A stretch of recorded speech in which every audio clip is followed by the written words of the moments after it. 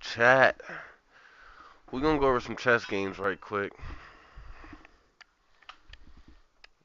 Real fast, you heard. You know? I wanted to check these Jones out for a little while. You know. Um,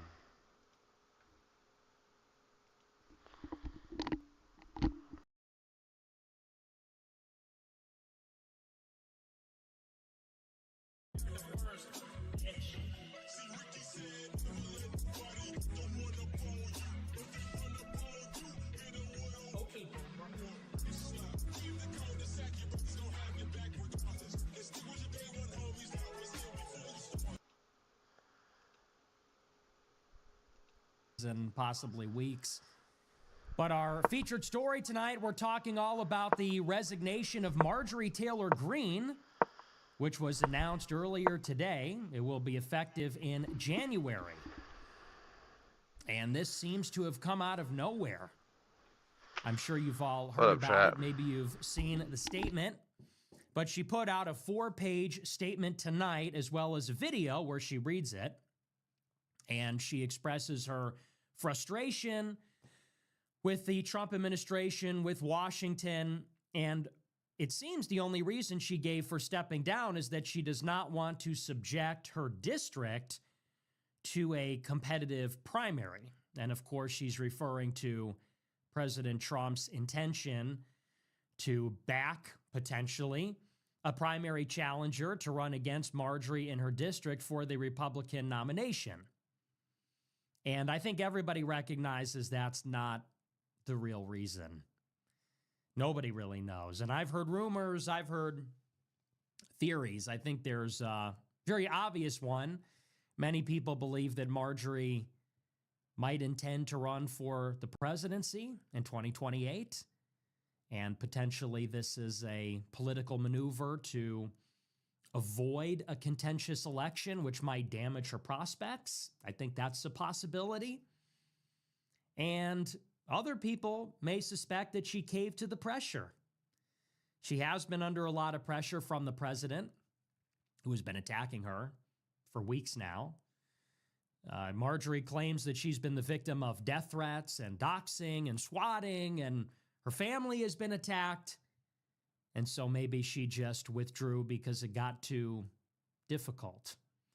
We'll talk about it tonight. We'll work through her statement. We'll talk all about the announcement. It's a pretty big surprise, especially after this massive victory over the Jeffrey Epstein disclosure. So they just won. They just finished. And now she's resigning midway through her term. Very strange. Very strange timing, very strange turn of events. And honestly, I don't know what to make of it, but we'll talk about that. We're also going to talk tonight about President Trump's meeting with Zohran Mamdani in the White House. Very funny. It was a funny meeting, and I was curious to see how it would go because they have had a pretty contentious relationship.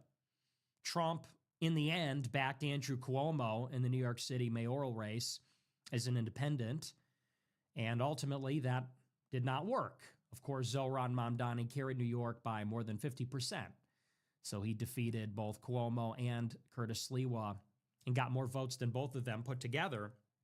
And not only that, but Zohran has attacked the president as well as the president's immigration agenda. The president has attacked Zohran Mamdani viciously and made fun of his name and made fun of him as a guy. And the Republicans have been vicious. I saw super chats during the mayoral election, and I couldn't believe, but I guess nothing surprises me anymore. But I couldn't believe people actually bought this. During the mayoral race, you had all these people saying that if Zohran Mamdani wins, then New York is finished. New York is finished.